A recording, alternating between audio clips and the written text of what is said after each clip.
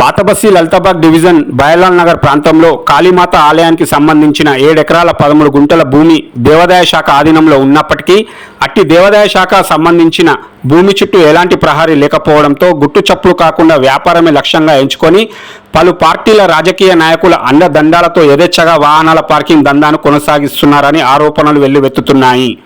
చుట్టుప్రక్కల ఇండ్లు జనవాసాల మధ్య ఇంటింటి నుంచి చెత్తను తరలించే ఆటోల పార్కింగ్, స్క్రాప్ గోదాం ఏర్పాటు చేయడంతో దానిలో నుంచి వచ్చే దుర్వాసనతో దోమలు పెరిగిపోయి చిన్నారులకు దోమలతో డెంగీ, మలేరియా, టైఫాయిడ్, ఇతర విష జ్వరాలతో అస్వస్థకు గురై ఆసుపత్రిలో చికిత్స పొందవలసి వస్తుందని స్థానిక బస్తీవాసులు ఆవేదన వ్యక్తం చేస్తున్నారు. పలుమార్లు అధికారుల దృష్టికి తీసుకువెళ్లి ఫిర్యాదు చేసినా నిమ్మకు నీరెత్తినట్లుగా వ్యవహరిస్తున్నారని, ప్రజల యొక్క సమస్యను పట్టించుకోవడం లేదని ఆగ్రహం వ్యక్తం చేస్తున్నారు. ఇప్పటికైనా ప్రభుత్వ ఉన్నతాధికారులు స్పందించి ఇట్టి ప్రభుత్వ భూమిని ఆధీనంలోకి తీసుకొని చుట్టూ ఫెన్సింగ్ లేదా ప్రహరీ గోడ నిర్మించాలని కోరుతున్నారు.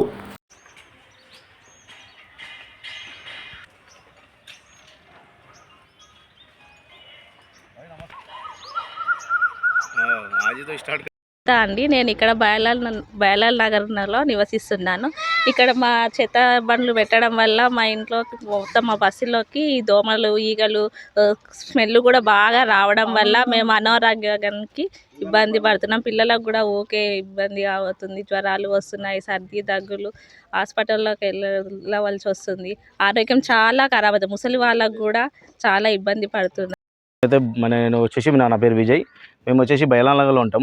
మాకు గత కొన్ని రోజుల నుంచి మాకు డంపింగ్ యార్డ్ ఇంకా బండ్లు చూస్తున్నారు కదా, అయితే జంపింగ్ యార్డ్ అయితే చాలా అంటే చాలా ఇంతకుముందు కొంచెం ఉండే, ఇప్పుడు చాలా అంటే చాలా వచ్చేసింది. అండ్ ఈ అధికారులు మా కంప్లైంట్ ఇంతకుముందు కొన్ని రోజుల ముందే ఒక 2-3 సంవత్సరాల నుంచి కంప్లైంట్ ఇవ్వడం జరిగింది. ఆయన లాక్డౌన్లో అయితే వీళ్ళ మీద పెద్ద కొట్లాడేది జరిగింది. మనము జిహెచ్ఎంసీ కంప్లైంట్ చేయడము, అండ్ అదేవిధంగా మనకి ఎంతమంది అధికారులు అందరికీ కంప్లైంట్ జరిగింది. అండ్ అప్పటి నుంచి ఇప్పటిదాకా రెస్పాన్స్ ఏం లేదు. అప్పుడైతే కొన్ని బండ్లు ఉండే, ఇప్పుడైతే 200+ బండ్లు అయితే వచ్చేసినాయి. ఇంకోటి ఏదో మనం వాళ్ళను మాట్లాడకపోతే జాగా మీద మీకు అవసరం ఉందా అని ఆ మాటలు వెళ్తున్నాయి.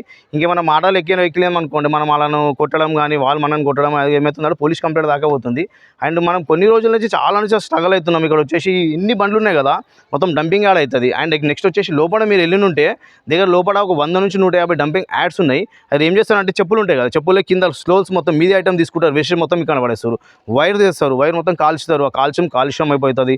అండ్ అదేవిధంగా మన బస్సులా పొగ రావడం వల్ల చిన్న పిల్లలకు రోగాలు రావడం కానీ, కొంచెం ఏమంటారు మన డెంగ్యూ, మలేరియా అట్లాంటి వ్యాధులతో చాలా అంటే చాలా ఇక్కడ మన బస్సు బాధపడుతున్నాము.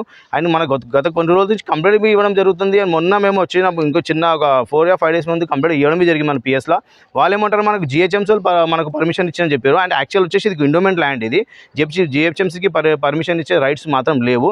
అండ్ వీళ్ళకి ఇంటేమంటారు అంటే, వీళ్ళకు మనం పోయి మాట్లాడితే మీకు అవసరం ఉందా, మీకు ఎటువంటి అవసరం లేదన్నప్పుడు మళ్ళీ వీళ్ళకి అవసరం లేనప్పుడు బండ్లు తెచ్చి ఎందుకు పెడతారు. మేమే వాళ్ళకి ఏమన్నామంటే, సరే మీరు అసలు యాక్చువల్ అయితే బండ్లు తీసేయమని చెప్పాను ఫస్ట్ అయితే ఇంతకుముందు తీసేయమంటే వాళ్ళు ఏమంటారు మీద అని ఆ క్వశ్చన్ కాడికి వచ్చింది జాగా. యాక్చువల్ మొత్తం జాగా వచ్చేసి 8 ఎకరాలు ఇది ఎండోమెంట్ ల్యాండ్, ఇది మన ఉప్పుగూడ మహంకాళికి సంబంధించిన ల్యాండ్. ఇది కొన్ని రోజులు ये भैयालाल नगर से बोल रहे सर, हम लोग लेडीज़ पूरे यहाँ पे कचरे की गाड़ियाँ बहुत लगा रहे सर, 200-300 के ऊपर है।